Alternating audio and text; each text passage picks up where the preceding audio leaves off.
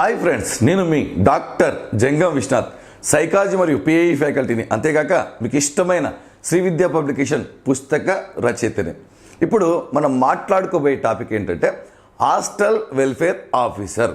మరి ఈ job structure ఏంటి, మరి ఈ జాబ్కు సంబంధించి ఇచ్చినటువంటి పేపర్ 2లో ఉన్న 12 విభాగాల్లో ఉన్న సిలబస్ ఏమిటి, ఆ 12 సిలబస్లో సంబంధించిన అంశాలు ఏ పుస్తకాల్లో ఉంటాయి, మరి మీరు చదవడానికి ఎన్ని రోజులు పడుతుంది, మరి 20-30 రోజుల్లో మీరు పేపర్ 1 అటు పేపర్ 2 మీరు నేర్చుకోగలరా, అంటే ఈ టైంలో ప్రిపరేషన్ మొదలు పెడితే ఉద్యోగాన్ని సాధించగలరా, మరి దాని యొక్క మెటీరియల్ ఏమిటి, ఎగ్జామ్స్ ఏమిటి, పుస్తకాలు ఏమిటి, సిలబస్ ఏమిటి అనే అంశాలు మనం మాట్లాడుకోబోతున్నాం.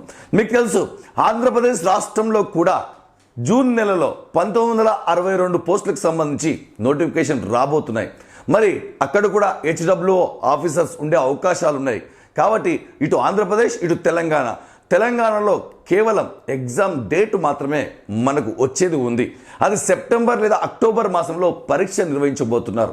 కాబట్టి ఎవరైతే సీరియస్ హెచ్డబ్ల్యూఓ అభ్యర్థులు అయితే, లేక మొదటిసారి హాస్టల్ వెల్ఫేర్ ఆఫీసర్ ప్రిపేర్ కావాలనుకుంటే మరి ఎన్ని రోజులు టైం పడుతుంది, ఏ పుస్తకాలు చదవాలి, మెటీరియల్ ఎలా గ్యాదర్ చేసుకోవాలి, మీకు ఎన్నోసార్లు చెప్పాను. ఇది ఒక పుస్తకం చదివితే వచ్చే టాపిక్ కాదు, ఉద్యోగం కాదు. ఇది డిఫరెంట్ ఉద్యోగం. ఏంటంటే చాలామంది ఉపాధ్యాయులు విద్యార్థులకు పాఠాలు చెప్తే ఇక్కడ హాస్టల్ వెల్ఫేర్ ఆఫీసర్ చాలామంది పిల్లలకు ఒక హాస్టల్కు ఒక పాలనా అధికారిగా, లాలనా అధికారిగా ఉంటూ కంటికి రెప్పలుగా ఒక తండ్రి పాత్ర, తల్లి పాత్ర పోషించే ఉద్యోగము. అంటే ఒక ఇన్స్టిట్యూషన్కు హెడ్ ఆఫ్ ద డిపార్ట్మెంట్గా మనం కొలుస్తాం. కాబట్టి ఇది మంచి సేవ చేసే అవకాశం. అంటే మీ పిల్లలతో పాటుగా వేరే వాళ్ళ పిల్లల్ని కూడా మీ పిల్లలుగా భావించి వారి యొక్క బాగోగులు మరియు అదేవిధంగా ఆరోగ్యము మరియు గైడెన్సు ఇచ్చే అవకాశం ఉన్నటువంటి జాబ్. ఇది మిగతా జాబ్ల కంటే భిన్నమైన జాబ్. కాబట్టి దీనిని సులువుగా చేయించండి. ఎందుకంటే చాలామందికి దీనికి టెట్ లేకపోవడం, మరియు తెలుగు మీడియం, మరియు సైకాలజీ ఉండడం, ఫిలాసఫీ ఉండడం, మరి సోషియాలజీ ఉండడం, స్టార్ట్స్ ఉండడం, డిఫరెంట్ మల్టిపుల్ సబ్జెక్టులతో కూడుకున్నటువంటిది.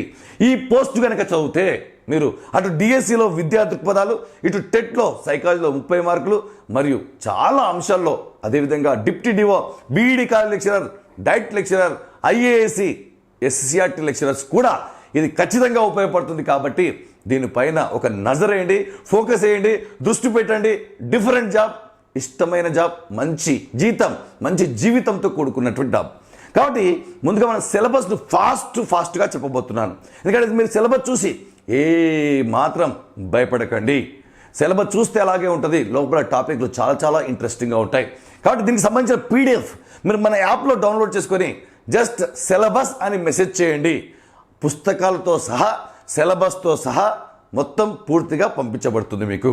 మన యాప్ డౌన్లోడ్ చేసుకొని ప్లే స్టోర్లో మన యాప్ డౌన్లోడ్ చేసుకొని వెంటనే మీరు మెసేజ్ చేయండి హాస్టల్ వెల్ఫేర్ ఆఫీసర్ సిలబస్ అని. వెంటనే మేము మీకు యొక్క పీడిఎఫ్ పంపిస్తాం. మరి దీనికి సంబంధించిన అంశాలు కనుక చూస్తే మొదటి యూనిట్ తీసుకోండి. మొదటిది సాంఘిక న్యాయంగా విద్య, సోషల్ జస్టిస్ యాజ్ ఎడ్యుకేషన్. అంటే సాంఘిక న్యాయంగా విద్య అంటే అన్ని వర్గాల వారికి విద్య ఎలా అందుతుంది, వారికి ఉన్నటువంటి పథకాలు ఏమిటి, ఆర్టికల్స్ ఏమిటి అనే అంశం చాలా ఈజీగా, సింపుల్గా ఉంటుంది. రాజ్యాంగ విలువలకు సంబంధించి విద్య, ప్రవేశిక, ప్రాథమిక హక్కులు, ప్రాథమిక విధులు, మీరు ఆల్రెడీ ఇవన్నీ కూడా మీరు పార్టీలో చదివి ఉన్నారు. మరి విద్యా హక్కు చట్టం 2010 అన్నాడు. విద్యా హక్కు చట్టం 2010తో పాటు మరి మేజర్ మార్పులు వచ్చాయి. మేజర్ మార్పులు మొన్న లాస్ట్ ఇయర్ 22లో ఒక మార్పు, 21లో ఒక మార్పు, తర్వాత 23లో మార్పు. కాబట్టి ఆ మార్పులను మనం ఈ మధ్య కాలంలో వచ్చినటువంటి విద్యలో సంస్కరణలు కలిపి నేర్చుకోవాలి. మరి అదేవిధంగా ఉమ్మడి జాబితాగా విద్య అనే టాపిక్ ఉంటుంది. దీంట్లో ఆర్టికల్స్ నేర్చుకోవాలి. విద్యలో సమాన అవకాశాలు అనే భావన, రాజ్యాంగ ఏర్పాట్లు, రాజ్యాంగ ఆర్టికల్స్ లాంటివి నేర్చుకోవాలి. మరి సెకండ్ యూనిట్ సంబంధించి తత్వశాస్త్రము, ఫిలాసఫీ మీరు చదువుకుంటే అర్థం కాదు, నష్టం లేదు. ఒకసారి సిలబస్ చూడండి, తర్వాత నిర్ణయం తీసుకోండి. చూడండి, మొదటి జ్ఞానం అంటే నాలెడ్జ్. మళ్ళీ జ్ఞానంలో జ్ఞాన రకాలు, జ్ఞానాన్ని పెంపొందించే పద్ధతులు, మరి జ్ఞానానికి వివిధ శాస్త్రవేత్తలు ఇచ్చిన నిర్వచనాలు లాంటివి. మరి హేతు అంటే రీజన్, విశ్వాసం అంటే బిలీఫ్, అనుభవము మరియు జ్ఞానం, ఎక్స్పీరియన్స్ అండ్ నాలెడ్జ్. మీరు ఇంతవరకు ఇంగ్లీష్లో నేర్చుకొని ఉన్నారు, తెలుగు పైన మీకు పూర్తి అవగాహన లేదు. కాబట్టి ఖచ్చితంగా సిలబస్ వినాలి. మరియు విద్యా తాత్విక పద్ధతులు, పరిశీలన పద్ధతి, అంతర్బుద్ధి ఇంట్యూషన్, చింతన అంటే ఆలోచన, తర్కము అంటే లాజిక్, ప్రయోగం అంటే ఎక్స్పెరిమెంటేషన్, ధ్యానము మరియు యోగా. యోగా చాలా ఒక పుస్తకమే ఉంది మిత్రులారా, మిస్ చేయకండి. మరి తత్వవేత్తలు చూస్తే 8 మంది తత్వవేత్తల గురించి ఇచ్చాడు. ప్రతి తత్వవేత్త గురించి ప్రశ్న ఖచ్చితంగా వస్తుంది, బాగా గుర్తుపెట్టుకోవాలి. ఒక్కొక్క తత్వవేత్త గురించి 8 పుస్తకాల్లో మనకు సమాచారం ఉంది. వాటన్నిటినీ మనం క్రోడీకరించుకొని చదవాలి. చూడండి, గాంధీ ఇచ్చాడు, ఠాగూర్, వివేకానంద, అరబిందో, పూలే, అదే Jyotiba Phule, Jiddu Krishnamurti, Maria Montessori, John Dewey. అంటే సెకండ్ యూనిట్ మొత్తం విద్యా తత్వశాస్త్రం. మీరు చదువుకుంటే అర్థం కానటువంటి టాపిక్, కానీ చదవాలి, తప్పదు.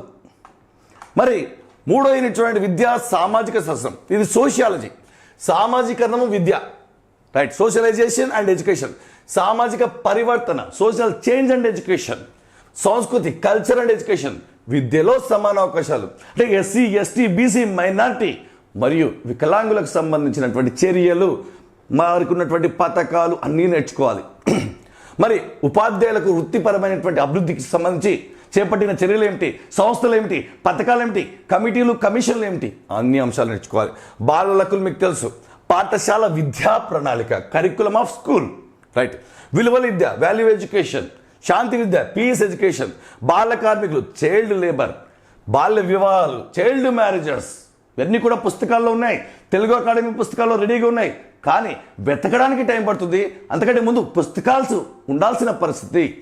మరి వలసలు, మైగ్రేషన్, సామాజిక స్థిరీకరణ అంటే కూడా వలసలు అంటే సోషల్ స్ట్రాటిఫికేషన్. సోషల్ స్ట్రాటిఫికేషన్ అంటే ఒక జనాభా ఒక ప్రదేశానికి ఎందుకు వలస వెళ్తారు, సామాజిక స్థిరీకరణ. సామాజిక వివక్షలు, అసమానతలు, ఉపేక్షించబడిన వర్గాలు, మార్జినలైజేషన్ గ్రూప్.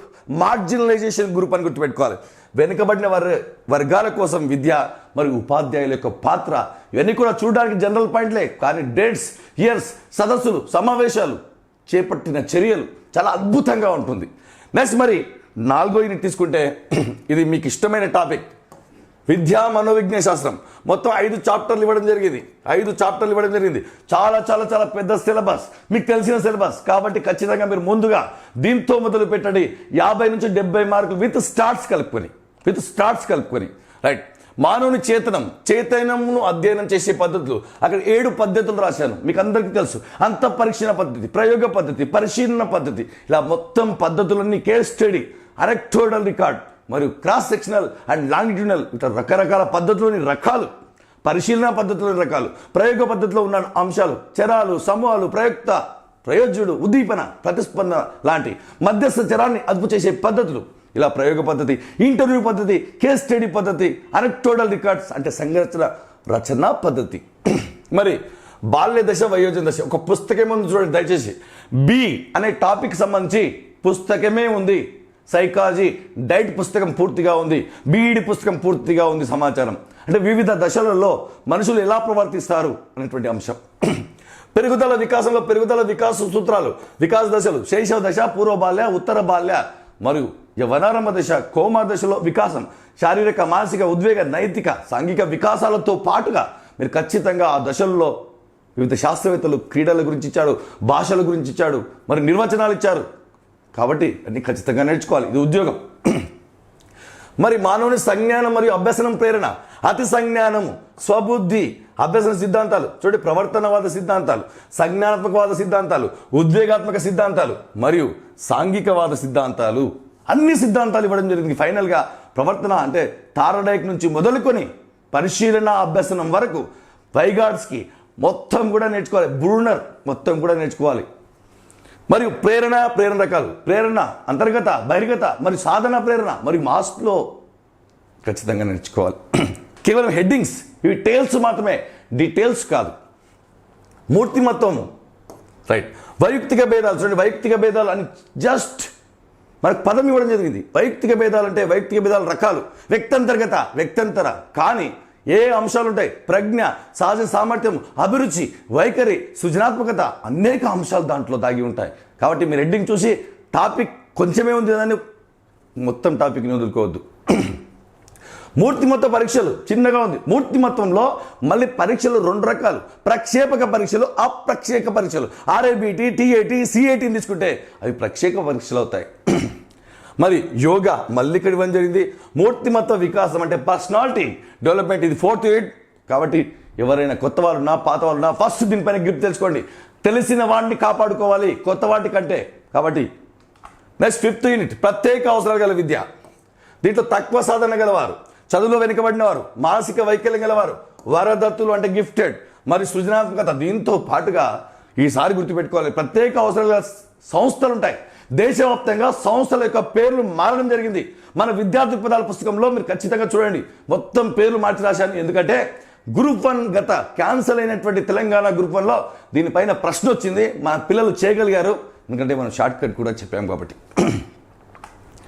మరి స్వీయ అవగాహన, దీనికి పూర్తిగా ఒక పుస్తకమే ఉంది. Self awareness, self esteem, self recognition అని.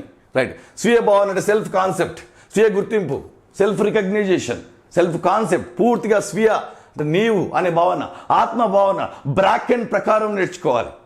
కాబట్టి ఈ చిన్న టాపిక్ అయినప్పటికీ కూడా దీంట్లో అనేక అంశాలు దాగి ఉన్నాయి. నెక్స్ట్ విద్యా సాంకేతిక శాస్త్రం. చాలామంది టఫ్గా భావిస్తారు. టఫ్ కాదు, డెడ్ ఈజీగా ఉంటుంది. 20 నుంచి 27 మార్కులు వచ్చిన సందర్భాలు ఉన్నాయి. లీస్ట్ 20 ఒక పరీక్షలో, హైయెస్ట్ 27 మార్కులు. కాబట్టి ఖచ్చితంగా మీరు నేర్చుకోవాలి. చూడండి, వివరణాత్మక గణాంకం అంటే దీన్ని డిస్క్రిప్టివ్ స్టాటిస్టిక్ అంటారు ఇంగ్లీష్లో. కేంద్రీయ ప్రవృత్తి మానాలు, చరశీలత మానాలు, మళ్ళీ దీంట్లో రకాలు ఉంటాయి. నార్మల్ ప్రాబబిలిటీ కర్వ్, సాధారణ సంభావ్యత వక్రరేఖ, వైషమ్యము, కక్కుదత, స్క్యూనెస్ అండ్ కర్టుసిస్. రైట్. సహసంబంధ పద్ధతులు, కార్ల్ పియర్సన్ మరియు ప్రొడక్ట్ మూమెంట్ కోరిలేషన్, ఇవన్నీ కూడా ఉన్నాయి పియర్సన్ యొక్క. కాబట్టి ఖచ్చితంగా మీరు నేర్చుకోవాలి. స్టార్ట్స్. సమకాలీన భారతదేశంలో విద్య హెడ్డింగ్ టైటిల్. సార్వత్రిక విద్య. మరి సార్వత్రిక విద్య 2 రకాలు, ప్రాథమిక విద్య మరియు మాధ్యమిక విద్యకు సంబంధించి రాజ్యాంగ ఏర్పాట్లు, రాజ్యాంగబద్ధంగా ఏర్పడినటువంటి సంస్థలు ఏమిటి, మరి ప్రాథమిక విద్యకు సంబంధించి ఏర్పడిన కమిటీలు ఏమిటి, మాధ్యమిక విద్యకు సంబంధించి ఏర్పడినటువంటి కమిటీలు ఏమిటి, మనకు పథకాలు ఏమిటి, ఆర్ఎంఎస్ఏ మాధ్యమిక విద్య సంబంధించి. కాబట్టి ఖచ్చితంగా వృధా స్తబ్దత, మనకు తెలుసు హార్ట్ టాక్ కమిషన్ వృధా స్తబ్దత గల కారణాలు పేర్కొంది. రైట్. వయోజన విద్యా కార్యక్రమాలు, అక్షరాస్యత కార్యక్రమాలు, సాక్షర భారత్ నుంచి మొదలుకొని మొత్తం నేర్చుకోవాలి. నెక్స్ట్ అనియత విద్యా కార్యక్రమాలు.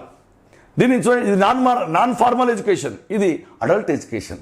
జాతీయ విద్యా విధానాలు మీకు తెలుసు. చాలామంది 1968, 86, 2020 అనుకుంటారు, కానీ అంతకుముందు 1913లో కూడా ఒక విధానం ఉంది. అది ఎక్కువ వెలుగులోకి రాలేదు, కానీ ఎగ్జామినర్ వెలుగులోకి తీశాడు. మనం చీకట్లోకి వెళ్ళకుండా ముందే నేర్చుకోవాలి. పాఠశాల సమాజ సంబంధాలు ఒక పుస్తకమే చూడండి, ఆ పుస్తకం మొత్తం ఇచ్చాడు. పాఠశాల సమాజం నిర్వహణ అనే పుస్తకం. పాఠశాల సమాజ సంబంధాల యొక్క ఆవశ్యకత, need and importance of society and school relationships. Right. పాఠశాల సమాజం యొక్క సంబంధాలు పెంపొందించడానికి గల వనరు, sources of improving relation between school and society. Right. భాషా విధానం, త్రిభాషా సూత్రం, ఏక భాషా విధానం. భాషా విధానం అంటే ఏమిటి, భాషా విధానానికి సంబంధించి త్రిభాషా విధానం ఏ ప్రధాని త్రిభాషా విధానాన్ని ఏర్పాటు చేసింది, దానిపైన కమిటీ ఏది, మరి జాతీయ భాష హిందీగా ఏర్పడడానికి కారణమైన వ్యక్తులు ఎవరు, వ్యతిరేకించినటువంటి రాష్ట్రాలు ఎవరు, వ్యక్తులు ఎవరు, ఈ అంశాలు నేర్చుకోవాలి. కుటుంబ విద్య, family education, family life and జనాభా విద్య, పాపులేషన్ అండ్ ఎడ్యుకేషన్. రైట్. ఆరోగ్య విద్య మరియు ఆరోగ్య విద్యా పథకాలు. ఆరోగ్య విద్య అంటే ఏమిటి? ఆరోగ్యం అంటే రోగం దుర్బలత్వం లేకపోవడం కాదు, శారీరకంగా, మానసికంగా, ఉద్వేగంగా, నైతికంగా ఆరోగ్యంగా ఉంటే ఆరోగ్యంగా ఉన్నట్టు లెక్క. సో ఇది మనకు 9th unit. 10th unit life long education, నైతిక ఆధ్యాత్మిక విద్య, moral and spiritual education. Right. జీవితాంతం లైఫ్ లాంగ్ ఎడ్యుకేషన్ అంటే ఏమిటి, అనిత విద్య అంటే ఏమిటి, వయోజన విద్య అంటే ఏమిటి, నియత విద్య అంటే ఏమిటి, అన్ని వేరు పదాలు. క్లారిటీ లేకపోతే ఎగ్జామ్లో కన్ఫ్యూజన్ అవుతాం. నెక్స్ట్ ఉపాధ్యాయుడి యొక్క వృత్తిపరమైన అభివృద్ధి కోసం ఎన్నో సంస్థలు, ఎన్నో కార్యక్రమాలు, ఎన్నో ఓరియంటేషన్ కార్యక్రమాలు, కమిటీలు అవన్నీ నేర్చుకోవాలి. వృత్తి విద్య, వొకేషనల్ ఎడ్యుకేషన్. ఎమ్మెల్యేలు ఒక్కటే ఇచ్చాడు, మినిమం లెవెల్స్ ఆఫ్ లెర్నింగ్ కాదు, చాలా ఉన్నాయి. హెడ్డింగ్ మాత్రం చూసి మోసపోవద్దు, ఇది టైటిల్ మాత్రమే, లోపల సబ్ టైటిల్స్ చాలా ఉన్నాయి. వివిధ కమిటీల సిఫారసులు దేనికి సంబంధించిందంటే విద్యకు సంబంధించి, వయోజన విద్యకు సంబంధించి, నిరంతర విద్యకు సంబంధించి అని ఇచ్చాడు. మరియు నైతిక ఆధ్యాత్మిక విద్య మరియు జాతీయ భావ సమైక్యత, నేషనల్ ఇంటిగ్రేషన్ గురించి ఇచ్చడం జరిగింది. కాబట్టి ఖచ్చితంగా ప్రతి పాయింట్ పుస్తకాల్లోనే ఉంది. కాబట్టి మనం వెతికి పట్టుకోవడం ఇంపార్టెంట్. ఇది 10th యూనిట్. 11th యూనిట్ సుస్థిరాభివృద్ధి, సస్టైనబుల్ డెవలప్మెంట్ అంటారు. Sustainable development goals, millennium development goals మనకు 10 ఉంటాయి, ఖచ్చితంగా నేర్చుకోవాలి. కానిదేది అంటాడు, అయిందేది అంటాడు. సుస్థిరాభివృద్ధి లక్ష్యాలు అంటే సస్టైనబుల్ అంటే కంటిన్యూస్గా డెవలప్మెంట్ అవుతుండాలి, అది కూడా స్థిరంగా. విద్యకు సంబంధించి నేర్చుకోవాలి. మరి లక్ష్యాలు ఏమిటి? విద్యలో సుస్థిర అభివృద్ధి కోసం జాతీయ అంతర్జాతీయ స్థాయిలో ఏర్పాట్లు ఏమిటి? యునెస్కో, WHO, UNO రకరకాల చర్యలు చేపట్టింది అంతర్జాతీయ స్థాయిలో. మన దేశంలో NCERT మరియు అనేక NCTE, అనేక సంస్థలు UGC, AICTE అనేక చర్యలు చేపట్టింది. దీనికి సంబంధించిన అంశాలు ఖచ్చితంగా నేర్చుకోవాలి. వీటిని వదిలేసి మనం ఎగ్జామ్కి వెళ్ళడానికి లేదు. మరి పాఠశాల యాజమాన్యము మరియు నిర్వహణ, ఇది కూడా ఒక పుస్తకం ఉంది. టోటల్గా ఆ పుస్తకాన్ని ఇవ్వడం జరిగింది. పాఠశాల వ్యవస్థాపన, నిర్వహణ, రైట్. పాఠశాల నిర్వహణ సూత్రాలు, school administration and principles. Next పాఠశాల నిర్వహణ, మూల్యాంకనం, assessment and evaluation of school, right. విద్యలో నాయకత్వం, ఎడ్యుకేషనల్ లీడర్షిప్ ఒక పుస్తకం ఉంది, దాంట్లో మ్యాటర్ దొరుకుతుంది. ఉపాధ్యాయుల వృత్తిపరమైన అభివృద్ధి, 2 చోట్ల రిపీట్ అయిన టాపిక్. ఒకటి యోగా మరియు ఉపాధ్యాయుల యొక్క వృత్తిపరమైన అభివృద్ధి. ఇది పూర్తిగా హాస్టల్ వెల్ఫేర్ ఆఫీసర్ యొక్క సిలబస్. మరి చాలామంది అడుగుతున్నారు ఏంటంటే మరి ఏ పుస్తకాలు చదవాలి సార్? ఏ పుస్తకాలు అంటే చూపిస్తాను చూడండి ఒకసారి. మొత్తం 32 పుస్తకాలు ఉంటాయి. ఇవన్నీ కూడా మనకు ఖచ్చితంగా మీరు చదవాల్సిందే, ఎందుకంటే ప్రతి పుస్తకంలో కూడా మ్యాటర్ ఉంది. ఒక్కొక్క యూనిట్ ఒక పుస్తకంగా ఇవ్వడం జరిగింది. మరి నా ప్రశ్న ఏంటంటే బాగా గుర్తుపెట్టుకోవాలి. మరి మీరు చేయాల్సిన పని ఏంటంటే ఇది చదవడానికి కరెక్ట్గా మీరు కనుక గ్యాదర్ కనుక చేసుకుంటే ఖచ్చితంగా 20 రోజుల్లో సిలబస్ పూర్తి చేయొచ్చు. ఎందుకంటే మీకు పేపర్ 1 ఒక 20 రోజులు, పేపర్ 2 20 రోజులు, అలా ఎప్పుడు కూడా ప్రిపేర్ కారాదు. ఉదయము లేదా డేని 2 భాగాలుగా విడగొట్టి జనరల్ స్టడీస్ ఒక భాగము, రెండవ భాగంలో మన విద్య సంబంధించిన అంశాలు అంటే పేపర్ 2 చదవాలి. మరి చాలామందికి అడుగుతున్న ప్రశ్న, సార్ మాకు సమయం లేదు, నష్టం లేదు. నేను ముందుగా చెప్తున్నాను, మీరు అన్నీ కూడా తెలుగు అకాడమీ పుస్తకాలు చదువుకుంటే కనుక చాలా అద్భుతం. మాకు టైం లేదంటే నేనే కోర్సు రూపంలో పూర్తిగా దీనికి సంబంధించినటువంటి కోర్సు సిద్ధంగా ఉంది. బాగా గుర్తుపెట్టుకోండి. మరి ఎలా చదవాలి అంటే చాలా సింపుల్. ఏంటంటే మీరే గనక ఒక టాపిక్ను గనక గుర్తు పెట్టుకోవడానికి వెళ్తే కనీసం 5 నుంచి 10 నిమిషాలు పట్టొచ్చు. ఆ టెన్షన్ లేకుండా, మెటీరియల్ గ్యాదర్ చేసే అవసరం లేకుండా మొత్తం మెటీరియల్ ఒక దగ్గర చేర్చి, ఫర్ ఎగ్జాంపుల్ గాంధీ గురించి మీకు తీసుకుంటే, రవీంద్రనాథ్ ఠాగూర్ గురించి మీరు తీసుకుంటే 8-9 పుస్తకాల్లో ఉంటుంది. మీరు అన్నీ గ్యాదర్ చేయాలి, ఒక దగ్గర జిరాక్స్ చేయాలి, చదవాలి, గుర్తు పెట్టుకోవాలి. పరీక్షలు రాయాలంటే ఎంత టైం పడుతుందో ఒకసారి ఆలోచించండి. మీ శ్రమను తగ్గించడానికే అన్నిటినీ ఒక దగ్గర చేర్చి ఒక పుస్తకం రూపంలో కనుక మనం చేస్తే 4-5 వేల పేజీలు అవుతుంది. అందుకే మీకు ఎన్నోసార్లు చెప్పాను, ఇది ఒక్క పుస్తకం చదివితే వచ్చే జాబ్ కాదు. ఒక్క పుస్తకం పైన డిపెండ్ కాకండి, తెలుగు అకాడమీ పుస్తకాల పైన డిపెండ్ కాండి. అందుకే నేను PDF పెడుతున్నాం.